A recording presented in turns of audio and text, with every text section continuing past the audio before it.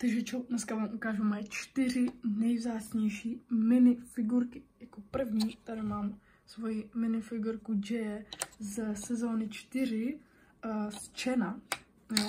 Tady tuto figurku jsem kupoval za 180 korun, najdete to na stránce ledíly.cz, opravdu doporučuji. Najdete tam fakt hodně starých figurek. Tady objednal jsem si ho právě proto, že lepší Jaye neexistuje, prostě Jaye, sezóna 4 turnament, prostě skvělá minifigurka a opravdu doporučuji. Jako druhou figurku ze 4 tady mám Kaje, taky sezóna 4, očividně. Prostě taky lepší Kai prostě než ze sezóny 4 není. Opravdu se jim tady tyto sezóna 4 obleky hodně povedly. Opět to najdete na ledíly. A opravdu tady tohoto Kaje jsem kupoval za neuvěřitelných 105 korun. Takže jakoby je to hodně dobrá cena na to, že to je figurka z roku 2015. Takže tato figurka Kaje sezóna 4 Chen taky hodně doporučuji. Ale teď tady mám něco hodně lepšího. A to je prostě Jaye sezóna 1 2011 oblek. Opět, jak jinak jsem to koupil na stránce Ledíly. Tady tento oblek musím říct, že jako jsem nečekal, že někdy budu mít. Jo, tady zezadu jde vidět, jak tady mám ještě takový ten starý prostě to brnění. Hezky. Je to sice trošičku tady poškrábané pod maskou, jo. Ale tak co čekáte, když je to figurka z roku 2011 a je to reálné? Ano, je to reálné.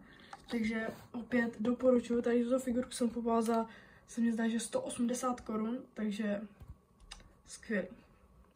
A jako poslední figurku tady máme Kaje 2011, sezóna 1. To, jak víme, tak to je sezóna 1, to je takový ten druhý oblek, jako víte, jak ho dostanu prostě od mistravu. Ale tady máme taky zase takové to zlaté staré zbrnění, které je opravdu hezké. A tady u toho Kaje, to brnění, pane bože, to kimono, to je prostě, to je něco neuvěřitelného. Sice tady tento oblek jsem už kupoval za nějakých 210 korun. Jo, 210, 220 korun. Trochu už tam jsou ruce takové rozbitější, ale prostě furt se do nich dát zbraň, cokoliv. Jsou prostě v perfektním stavu na to, že to je jako 13 let stará figurka, jo, takže jako toto taky hodně doporučuju a určitě nabíhejte na Ledíly. No a tady je všechny 4 krásavce máme vedle sebe. Tady Kaje, Jaye. Napište mi dolů do komentářů, co na tohle říkáte. Určitě nabíjete na Ledíly, kde jich máte opravdu víc. Je tam 2011 úplně pilotní oblek, že je tam prostě všechno, co budete chtít.